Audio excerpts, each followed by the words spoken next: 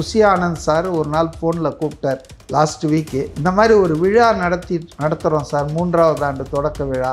நீங்கள் வந்து அரசியல் விமர்சகர்ன்ற முறையில் எங்களை ஆதரித்து ரொம்ப பேசிகிட்டு இருக்கீங்க, நடுநிலையாக பேசுகிறீங்க, அதனால் நீங்கள் வந்து எங்களை வாழ்த்துனா நல்லா இருக்கும் அப்படின்னாரு. திரு சி.கே. மதிவாணன் ஐயா அவர்களையும் மேடைக்கு வருக வருகன் வரவேற்கிறோம். முதல்ல இந்த 3வது ஆண்டு விழாவில் நுழைந்திருக்கிற தமிழக வெற்றி கழகத்திற்கு என்னுடைய அன்பான வாழ்த்துக்களை தெரிவித்துக் கொள்கிறேன். இந்தியாவிலே 2 கட்சி தான் 100 வருஷம் தாண்டி செயல்படுது. ஒன்று காங்கிரஸ், இன்னொன்று கம்யூனிஸ்ட் கட்சி. அந்த 2 கட்சி மாதிரி நீங்களும் 100 ஆண்டு காலம் வாழணும், தமிழ்நாட்டுக்கு நல்லது செய்யணும் அப்படின்னு வாழ்த்துனேன். விஜய் அவர்கள் ஏதாவது சொன்னாங்களா? அவங்க உங்களோட வீடியோஸ் வாட்ச் பண்ணுறாங்களா? ஒரு மேடையிலேருந்து பார்க்கும்போது எனக்கு வணக்கம் சொன்னார், நானும் வணக்கம் சொன்னேன். அவர் ரெகக்னைஸ் பண்ணார் என்ன பார்த்த உடனே. அதுக்கப்புறம் என்னை வந்து மேடைக்கு கூப்பிட்டம்போது அவர் முதல் ரோவில் இருந்ததால் அவர் வழியாக தான் நான் போனோம். அப்போ அவர் எழுந்து சேரெல்லாம் சரி பண்ணி எனக்கு வழி பண்ணி கொடுத்து இப்போ கை கொடுத்தாரு. ரொம்ப தேங்க்ஸ் வந்ததுக்குன்னாரு. நான் வந்து உங்கள் வீடியோவை வந்து நான் தொடர்ந்து பார்த்துட்ருக்கேன், எதையுமே மிஸ் பண்ணுறதில்ல, ரொம்ப யூஸ்ஃபுல்லாக இருக்குது, நல்லா பேசுகிறீங்க, அதுவும் என்னை சப்போர்ட் பண்ணி நிறைய பண்ணுறீங்க, இந்த சப்போர்ட் கண்டினியூ பண்ணணும் அப்படின்னு சொன்னார். நான் சொன்னேன், உங்களை முதலமைச்சர் ஆக்கிற வரைக்கும் நான் ஓய போகிறதில்லை அப்படின்னு சிரிச்சுக்கிட்டே சொன்னேன். நான் என்னை பொறுத்த வரைக்கும் அவர் வந்து ரொம்ப எளிமையாக ரொம்ப பண்பான ஆளாக தான் தெரியுதுங்க. இவங்கெல்லாம் வெளியே சொல்கிற மாதிரி அவர் மிக்ஸ் ஆக மாட்டார், அவர் அலூஃபாக இருப்பார், அவரை வந்து புஷியானது தவிர யாருமே நேரில் பார்க்க, இதெல்லாம் கதைகள் கட்டப்பட்டிருக்குங்க. அவர் வந்து சாதாரணமாக பிளாஸ்டிக் சேரில் தாங்க அவரும் உட்கார்ந்தார். நீங்கள் அமைச்சர்கள், திமுக நிர்வாகிகள் கூட்டங்கள்லாம் பாருங்கள், உட்கார்றவங்களுக்கு பிளாஸ்டிக் சேர் இருக்கும், அவருக்கு வந்து பெரிய அரசர் மாதிரி சேருங்க இருக்கும் ஸ்டேஜில். இங்கே இவர் பிளாஸ்டிக் சேரில் தாங்க முன்னால் எல்லாரோடும் உட்காந்துட்டு இருந்தார், எல்லா நிர்வாகியோடும். இன்னைக்கு நான் அவரை நேராக முதல் முறையாக இதான் நான் பார்த்தேன். அவருடைய நடவடிக்கைகள், பாடி லாங்குவேஜ், அவருடைய இதெல்லாம் பார்த்தீங்கன்னா ரொம்ப down to earth, man boy next டோர்னு மாதிரி எனக்கு ஃபீலிங் ஆச்சுங்க. யாராவது வந்தாங்கன்னா ஏதாவது இது பண்ணால் அப்படியே அவங்கள வந்து ஹக் பண்ணி நல்லா எந்த விதமான ஒரு இதுவும் இல்லாமல் ரொம்ப பாசத்தோடு ஒரு அண்ணன் போல், சகோதரன் போல் வந்து பண்ணுறாரு. ரொம்ப எனக்கு அதெல்லாம் பார்க்கும்போது இப்படிப்பட்ட ஆள் தான் அரசியலில் வரணும் நம்ம எதிர்பார்க்கறது. ஆவரேஜாக பார்த்தீங்கன்னா 70% தான் வாக்குப்பதிவு வரும். ஏன் அந்த 30% வரமாட்டேன்றாங்க? அதிருப்தியில் இருக்கிறாங்க. அதிருப்தி தான். அதாவது ஒரு மாற்றமே இல்லாமல் ஏமாற்றம் இருக்குது. ஒன்று இவங்க இல்லைன்னா அவங்க, நடுவில் வேற யாருமே இல்லை. இந்த 2 ஆட்சிக்கு மாற்றாக வேற யாராவது வரமாட்டாங்களா புதுசாக அப்படின்னு சொல்லி அந்த அடிப்படையில் தான் விஜயை வந்து நான் இப்போ பார்க்க ஆரம்பித்தேன். அப்போ வாக்களிக்காத அந்த 30%த்தினரோட ஓட்டும் கிட்டத்தட்ட விஜய்க்கு மட்டும்தான் போகும். பெரும்பகுதி போகக்கூடிய வாய்ப்பு இருக்கு. ஒரு சுத்தமாக வராரு இல்லைங்க. பேசிக்கலாக இவ்வளோ பெரிய கேரியரை விட்டுட்டு ஒரு ஆள் வராருன்னா it is something surprising. Inclusive news Tamil நேயர்களுக்கு வணக்கம். இன்றைக்கு நேர்காணலில் நம்ம கூட இணைஞ்சிருக்காங்க அரசியல் விமர்சகர் திரு சி.கே. மதிவாணன் அவர்கள். நிறைய கேள்விகள் கேட்க போகிறோம், வாங்க பேசலாம். வணக்கம் சார். வணக்கம். முதல்ல வாழ்த்துக்கள். எதுக்கு? தாவேகாவோட அந்த 3வது ஆண்டு தொடக்க விழாவில் உங்களோட பேச்சை நாங்கள் எல்லாருமே கேட்டோம். ஸோ அது கிட்டத்தட்ட பார்த்தா உங்களை எல்லாருமே சொல்லுவாங்க, அதாவது கட்சிக்கு அப்பாற்பட்டு கருத்துக்களை சொல்லக்கூடியவர் அப்படின்னு. முதல்ல தாவேகாவிலிருந்து, தாவேகா உங்களை கவனித்திருக்கிறது, அங்கிருந்து அழைப்பு வந்திருக்கிறது, நீங்கள் பேசுகிறீங்க அப்படிங்கிறதே வந்து ஒரு பெரிய விஷயம். ஸோ எப்படி அழைப்பு வந்தது? நான் வந்துங்க தாவேகா தொடங்கின நாள்லேருந்து என் மனதுக்கு கணிச்சு இது ஒரு மாற்று அரசியல் சக்தியாக வந்திருக்கு, ஆகவே இதை வந்து நம்ம ஆதரிக்கணும்னு நினச்சி. எந்த பாயிண்டில் அது வந்தது? 2 கட்சிகளுடைய ஆட்சி மேலே வெறுப்பு, சலிப்பு, இதுதான், வேறு ஒன்றும் இல்லை. பர்டிகுலரான்னு சொல்ல முடியாது. 2 பேருக்கும் 30 வருஷம் ஆட்சி பண்ணியிருக்காங்க. ஃபார்ச்சுனேட்லி அந்த ஏஜில் நான் எல்லாத்தையும் பார்த்துருக்குறேன். அதாவது காங்கிரஸ் ஆட்சி முடிகிற வயசுலேருந்து இன்றைக்கி வந்து திமுக ஆட்சி முடிகிற வரைக்கும் நான் வந்து எல்லா ஆட்சியும் பார்த்துருக்குறேன். அண்ணா திமுக, திமுக மாறி மாறி வந்தது. அப்போது இந்த ஆட்சிகளுடைய தவறுகள், போதாமை, இதெல்லாம் வேறு யாராவது வரமாட்டாங்களாம். விஜயகாந்த் வந்தார், ஆனால் வந்த வேகத்திலேயே அவர் வந்து சரிஞ்சிட்டார். ஒரு 2 எலெக்ஷன்லேயே தவறான ஒரு ஸ்டாண்ட் எடுத்ததால் அது வந்து ஒரு பெரிய ஏமாற்றம் தான் எனக்கு மட்டும் இல்லை, ஒரு 30% தமிழ்நாட்டு இளைஞர்களுக்கு அல்லது வாக்காளர்களுக்கு, இளைஞர்னு சொல்லக்கூடாது, இது எப்படி கணக்கு போடுறீங்கன்னு இப்போ கூட ஒருத்தர் சர்வே எடுத்தீங்களா, எப்படி நீங்கள் 30%? ஆமாம், அந்த டவுட் எல்லாருக்குமே வரும்ல. அதாவது ஆளாளுக்கு ஒரு ஒன்றும் percentage. இல்லை, ஒரு சின்ன விஷயம். 67க்கு அப்புறம் இன்னி வரைக்கும் ஆட்சி பண்ணியிருக்கிறது திமுக இல்லைன்னா அதிமுக. இப்போ நடந்த இந்த ஒரு 5-6 தேர்தல், 7-8 தேர்தல், மொத்தம் 16 சட்டமன்ற தேர்தல் நடந்திருக்கு. 67க்கு முன்னால் 52, 57, 62, 67, அப்போ 13 தேர்தல் நடந்திருக்குங்க. திமுகவும் அதிமுகவும் சண்டை போட்டு. அந்த 13 தேர்தலில் வாக்கு பதிவு நீங்கள் ஆவரேஜாக எடுத்தீங்கன்னா இட் இஸ் அரவுண்டு 70. 100%ஓ 90%லாம் இல்லை. பக்கத்தில் கேரளாவில் 98%லாம் வந்திருக்கு. ஆனால் தமிழ்நாட்டில் மட்டும் நீங்கள் பார்த்தீங்கன்னா இந்த 13 தேர்தல்களில் ஆவரேஜாக பார்த்தீங்கன்னா 70% தான் வாக்குப்பதிவு வரும். ஏன் அந்த 30% வரமாட்டேன்றாங்க? அதிருப்தியில் இருக்கிறாங்க. அதிருப்தி தான். எதுக்கு என்ன? இப்போது அதில் கொஞ்சம் இம்ப்ரூவ்மெண்ட் எப்போ வந்ததுன்னா நோட்டா இன்ட்ரடியூஸ் பண்ணப்போ கொஞ்சம் பேர் வந்து நோட்டா ஓட்டு போட்டு போயிட்டாங்க. இப்போ வந்து நோட்டாவுக்கு கூட ஏன்டா ஓட்டு போடணும்னு தவிர்த்துடுறாங்க. ஆமாம், இப்போ வந்து என்னென்னா ஓட்டு போடவே பிடிக்கிறது இல்லை. அதாவது ஒரு மாற்றமே இல்லாமல் ஏமாற்றம் இருக்குது. ஒன்று இவங்க இல்லைன்னா அவங்க, நடுவில் வேறு யாருமே இல்லை. இப்போ நீங்கள் சொல்கிற இந்த பாயிண்ட் வந்து ரொம்ப டிஃப்ரெண்ட்டாக இருக்குது. ஏன்னா இது வரைக்கும் யாரும் யோசிக்காத போகணும்னு கூட நான் சொல்லுவேன். நான் ஆரம்பிச்சதே அங்கே என்ன சொன்னேன்னா அந்த 30%ல் நானும் ஒருத்தன் தான் ஆரம்பித்தேன். இந்த 2 ஆட்சிக்கு மாற்றாக வேறு யாராவது வரமாட்டாங்களா புதுசாக அப்படின்னு சொல்லி அந்த அடிப்படையில் தான் விஜயை வந்து நான் இப்போ பார்க்க ஆரம்பித்தேன். அப்போ வாக்களிக்காத அந்த 30%த்தினரோட ஓட்டும் கிட்டத்தட்ட விஜய்க்கு மட்டும்தான் போகும். பெரும்பகுதி போகக்கூடிய வாய்ப்பு இருக்கு. ஏன்னா சில பேர் வந்து வேறு காரணங்களுக்காக வாக்களிக்காம முடியாமல் இருந்திருக்கலாம். நான் சொல்கிற ப்ராக்கெட்டில். ஆனால் மெஜாரிட்டி வந்து வெறுப்பு தான். போய் என்னங்க ஆக போகுது, அதே ஆட்கள் தான். இவன் போனால் அவன் போனால் இவன் அப்படின்ற மாதிரி இருந்தேன். ஆனால் அதுவே எல்லாம் நான் சொல்ல மாட்டேன், அன்லெஸ் நம்ம அதை வந்து சர்வே பண்ணி பார்க்காம. வேறு சில காரணங்களுக்காக, மருத்துவ காரணங்கள், வெளியூர் போயிருந்த காரணங்கள் அப்படி கூட இருக்கலாம் சிலது. ஆனால் ப்ரெடாமினண்ட்டாக ஐ ஃபீல் அரவுண்ட் 28 to 30% இதுதான் பிரச்சனை. ஏன்னா நம்மக்கிட்ட பேசுகிறோம் இல்லை, நம்ம ஏன்பா ஓட்டு அடா என்னத்தை போய் என்ன பிரயோஜனங்க அப்படின்னு பேசுகிறாங்கல்ல. ஸோ அதிலிருந்து நான் கேட்ச் பண்ணது. I am not a psephologist. இருந்தாலும் நான் மக்கள்கிட்ட பழகிறவன், பேசுகிறவன், இன்ட்ராக்ட் பண்ணுறதுனால இது ஒரு காரணம். அந்த 30% நான் ஒரு ஆளாக இருந்ததால் எனக்கு வந்து இது ஒரு புது மாதிரியாக இருக்குது. அவர் பேசுகிறது, அவர் சொல்கிற விஷயங்கள். அது மட்டும் இல்லை, அவர் ஒரு சுத்தமாக வராரு இல்லைங்க. பேசிக்கலாக இவ்வளோ பெரிய கேரியரை விட்டுட்டு ஒரு ஆள் வராருன்னா இட் இஸ் சம்திங் சர்ப்ரைசிங். இப்போல்லாம் வந்துங்க 10,000 20,000த்துக்கே ஆட்கள் வேலை போகிறாங்க. லட்சம்னா ஆட்களை மாறிடுவாங்க. மணின்றது வந்து மணி மேட்டர்ஸ் மோஸ்ட். அப்படி இருக்கும்போது ஒரு வருஷத்துக்கு 400 கோடின்னு வச்சிங்களா. இப்போ தான் 51 வயசாச்சு. அவர் ஒன்றும் மார்க்கெட் போன நடிகர் இல்லை. இப்போ சொல்லிகிட்டு இருக்காங்க நீங்கள் விடக்கூடாது, நீங்கள் வந்துருங்கன்றாங்க.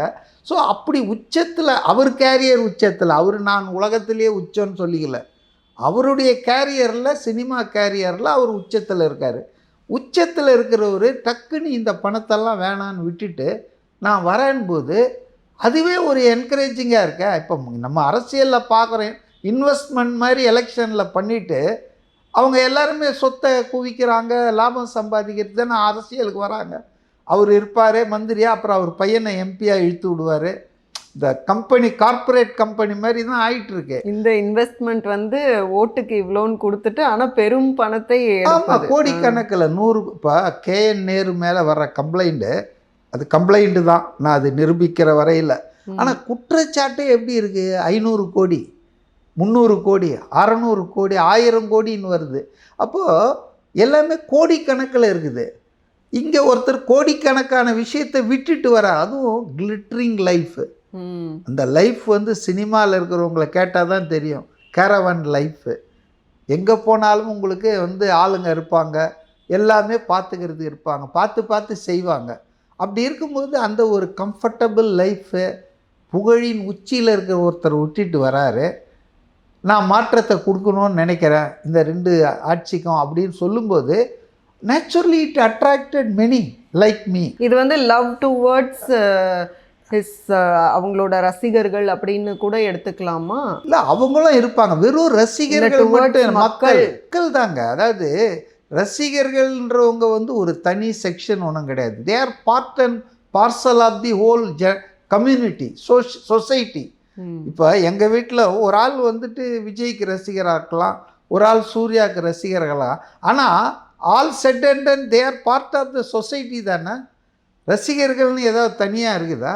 எந்த வயசுலேயும் ரசிகர் ரசிக்கலாமா? அதனால் ரசிகர்கள் மட்டும் இல்லைங்க. ரசிகர்கள் வந்து maybe backbone of his support base, அதுக்கு வந்து அடிப்படையாக இருக்கலாம். ஆனால் மக்கள் ஆதரவு இருக்குது பாருங்கள். நான் சொன்ன இந்த மாதிரி மக்கள், மாற்று கருத்துள்ளவர்கள், இந்த 2 ஆட்சிகளையும் பார்த்து சலிப்படைந்தவர்கள், அவங்கெல்லாம் சேர்ந்து தான் இது பெரிய இதுவாக வந்திருக்கு. நான் யோசித்து பாருங்கள். அதாவது வந்து நீங்கள் கேட்ட கேள்விக்கு நான் பதில் சொல்ல. இன்னும் என்னை வந்து அவங்க general secretary Bussy Anand sir ஒரு நாள் ஃபோனில் கூப்பிட்டார் லாஸ்ட் வீக்கு. இந்த மாதிரி ஒரு விழா நடத்துகிறோம் சார், 3வது ஆண்டு தொடக்க விழா, அதில் ஒரு கருத்தரங்கம் நடத்துகிறோம், நீங்கள் வந்து அரசியல் விமர்சகர்ன்ற முறையில் எங்களை ஆதரித்து ரொம்ப பேசிகிட்டு இருக்கீங்க, நடுநிலையாக பேசுகிறீங்க, அதனால் நீங்கள் வந்து எங்களை வாழ்த்துனா நல்லாயிருக்கும் அப்படின்னாரு. ஓகே, அதனால் என்ன? இப்போ ஒரு கட்சி விழா நடக்குது, அதனுடைய செயற்குழு கூட்டமோ நிர்வாகிகள் கூட்டமோ அல்லது செயல் வீரர்கள் கூட்டத்திலையோ நம்ம போனோன்னா நம்ம அந்த கட்சியில் உறுப்பினராக இருக்கணும், அதான் பேசிக். ஆனால் இது ஒரு விழா நடத்துகிறாங்க, யார் வேணாலும் போகலாம், அவங்க அழைக்கிறாங்க போகலாம். ஏன்னா நான் பார்த்துருக்கேன் திமுக விழாக்களில் பாண்டே போன்றவர்கள், ஜென்ராம் போன்றவர்கள், எவ்வளோ பத்திரிகையாளர்லாம் போகிறாங்க. நானே கூட என்ன நினச்சேன்னா, ஜேர்னலிஸ்ட் கிட்டத்தட்ட அரசியல் விமர்சகர் அப்படின்ட்டு எப்படிடா இந்த கூட்டத்துக்கு வந்தாங்க. ஃபஸ்ட்டு அந்த பாடெல்லாம் பாடும்போது டிஎஸ்எஸ் மணி அவர்களாகட்டும் 2 பேருமே நாங்கள் அப்படி தான் நினச்சோம், ஒருவேளை டிவிக்கில் ஜாயின் பண்ண போகிறீங்கன்னு. பட் ஜாயின் பண்ணோன்னா துண்டை தோலில் போட்டிருப்பாங்கல்ல. அதாவதுங்க, அதான் நமக்கு என்னன்னா, திமுக கூட்டங்களில் ஜென்ராம் போகும்போதோ என்ராம் போகும்போதோ பாண்டே போகும்போதோ அவங்கள திமுகவில் சேர்ந்ததா அவங்க பத்திரிகையாளர் போகிறாங்கப்பா. ஆனால் மதிவானனோ டிஎஸ் மணியோ தாவேக்காக போனால் கட்சியில் சேர்ந்துட்டாங்களா? ஏன் அப்படி ஒரு சிந்தனை வருது? அது காரணம் பயாஸ்டு பார்வை. பத்திரிகையாளர்கள், அரசியல் விமர்சகர்கள் விழாக்களில் கூட கலந்து கொள்ளக்கூடாதா? நீங்கள் அப்பட்டமாக கட்சி நிகழ்ச்சியிலே கலந்துக்கிறீங்க. அதனால் இதெல்லாம் நம்ம மீடியா நம்ம வந்து ஒரு பயாஸ்டாக இருக்குதுன்றதுனுடைய அடையாளம் தான். அதை பற்றி நான் ஒரி பண்ணல. என்னை அழைத்தார்கள், போனோம், வாழ்த்தினோம், நல்லா இருக்கணும். இந்தியாவிலே 2 கட்சி தான் 100 வருஷம் தாண்டி செயல்படுது, ஒன்று காங்கிரஸ், இன்னொன்று கம்யூனிஸ்ட் கட்சி. நேற்று வள்ளுவர் கோட்டத்தில் முதல்வர் 100ஆண்டு நிறைவு கம்யூனிஸ்ட் கட்சியை கொண்டாடி இருக்காங்க, நடந்திருக்கு. ஸோ அந்த 2 கட்சி மாதிரி நீங்களும் 100 ஆண்டு காலம் வாழணும், தமிழ்நாட்டுக்கு நல்லது செய்யணும் அப்படின்னு வாழ்த்தினேன். அப்புறம் வந்து அந்த விழாவுக்கு என்னை அழைத்தது இப்படி தான். டிவிகேல நிறைய பேர் ஜாயின் பண்ணும்போது சொல்லுவாங்க, டிவிகே சார்ந்தும் விஜய் அவர்கள் நேரடியாகவே வந்து எல்லாரோட இன்டர்வியூஸும் பார்க்குறாங்க, பேசுகிறத பார்க்குறாங்க, அப்படி தான் அழைக்கப்பட்டோன்னு சொல்லி நாங்கள் கேள்விப்பட்டிருக்கோம். ஸோ இப்போது உங்களோட ஸ்பீச்சுக்கு அப்புறமா வந்துட்டு விஜய் அவர்கள் ஏதாவது சொன்னாங்களா? அவங்க உங்களோட வீடியோஸ் வாட்ச் பண்ணுறாங்களா? இல்லை, அதாவது விஜய் வந்து என்ன அவர் அரங்கத்தில் தான் நான் 3வது ரோவில் இருந்தேன். ஒரு மேடையிலேருந்து பார்க்கும்போது எனக்கு வணக்கம் சொன்னார், நானும் வணக்கம் சொன்னேன். அவர் ரிகக்னைஸ் பண்ணார் என்னை பார்த்த உடனே. அதுக்கப்புறம் என்னை வந்து மேடைக்கு கூப்பிட்டும்போது அவர் முதல் ரோவில் இருந்ததால் அவர் வழியாக தான் நான் போனோம். அப்போ அவர் எழுந்து சேரெல்லாம் சரி பண்ணி எனக்கு வழி பண்ணி கொடுத்து இப்போ கை கொடுத்தாரு, ரொம்ப தேங்க்ஸ் வந்ததுக்குன்னாரு. அப்புறம் நான் மேலே போயிட்டேன். பேசின பிறகு அவர் மேடைக்கு வந்து பொன்னாடை போத்திட்டு கை கொடுத்துட்டு அப்போது ஒரு கொஞ்ச நேரம் என்கிட்ட பேசும்போது என்ன சொன்னால், ரொம்ப தேங்க்ஸுங்க, நான் வந்து உங்கள் வீடியோவை வந்து நான் தொடர்ந்து பார்த்துட்ருக்கேன், எதையுமே மிஸ் பண்ணுறதில்ல, ரொம்ப யூஸ்ஃபுல்லாக இருக்குது, நல்லா பேசுகிறீங்க, அதுவும் என்னை சப்போர்ட் பண்ணி நிறைய பண்ணுறீங்க, இந்த சப்போர்ட் கண்டினியூ பண்ணணும் அப்படின்னு சொன்னார். நான் சொன்னேன், உங்களை முதலமைச்சர் ஆக்கிற வரைக்கும் நான் ஓய போகிறதில்லை அப்படின்னு சிரிச்சுக்கிட்டே சொன்னேன் நான். அவர் வந்து ரொம்ப தேங்க்ஸு அப்படின்னு சொல்லி சொன்னார். ஸோ என்னை பொறுத்த வரைக்கும் அவர் வந்து ரொம்ப எளிமையாக ரொம்ப பண்பான ஆளாக தான் தெரியுதுங்க. இவங்கெல்லாம் வெளியே சொல்கிற மாதிரி அவர் மிக்ஸ் ஆக மாட்டார், அவர் அலூஃபாக இருப்பார், அவரை வந்து புஷியானது தவிர யாருமே நேரில் பார்க்க, இதெல்லாம் கதைகள் கட்டப்பட்டிருக்குங்க. அவர் வந்து சாதாரணமாக பிளாஸ்டிக் சேரில் தாங்க அவரும் உட்கார்ந்தார். நீங்கள் அமைச்சர்கள் திமுக நிர்வாகிகள் கூட்டங்கள்லாம் பாருங்கள், உட்கார்றவங்களுக்கு பிளாஸ்டிக் சேர் இருக்கும், அவருக்கு வந்து பெரிய அரசர் மாதிரி சேருங்க இருக்கும் ஸ்டேஜில். இங்கே இவர் பிளாஸ்டிக் சேரில் தாங்க முன்னால் எல்லாரோடும் உட்காந்துட்டு இருந்தார், எல்லா நிர்வாகியோடும். அவர் வந்து தனியாக வந்து ஒரு சேர் போட்டுலாம் உட்காரல. அவர் வந்து என்ன சொன்னால், ஒரு முதன்மை தொண்டன்ற முறையில் நான் வந்து இந்த விழாவுக்கு வந்து வாழ்த்து தெரிவிக்கிறேன்லாம் சொன்னார். தன்னை வந்து பெரிய தலைவர், நான் ஆளுமை அப்படிலாம் சொல்லிக்கல. நான் ஒரு முதன்மை தொண்டன். So is a different type of politician I have watched. அதுவும் இன்னைக்கு நான் அவரை நேராக முதல் முறையாக இதான் நான் பார்த்தேன் அவரை. அவருடைய நடவடிக்கைகள், பாடி லாங்குவேஜ், அவருடைய இதெல்லாம் பார்த்தீங்கன்னா ரொம்ப down to earth, man boy next டோர்னு மாதிரி எனக்கு ஃபீலிங் ஆச்சுங்க. அவர் அந்த படோடாபம், அவர் வந்து சொல்லப்போனால் புகழின் உச்சியில் இருக்கார். அவருக்காக எல்லாம் காத்து கிடக்குறாங்க. அவர் வந்து பேச மாட்டாரா, பார்க்க மாட்டாரா, இன்டர்வியூ கொடுக்க மாட்டாரா இல்லையா, அப்படி இருக்காங்க. அப்படி அவர் கடைக்கன் படாதான்றதுக்காக தவம் கிடந்துட்டு இருக்காங்க. அப்படிப்பட்டவர் வந்து ரொம்ப கேஷுவலாக, ரொம்ப ஃபார்மலாக இல்லாமல் இன்ஃபார்மலாக அங்கேயே உட்கார்றாரு, அப்படியே எழுந்து நிற்கிறாரு, பாராட்டுறாரு.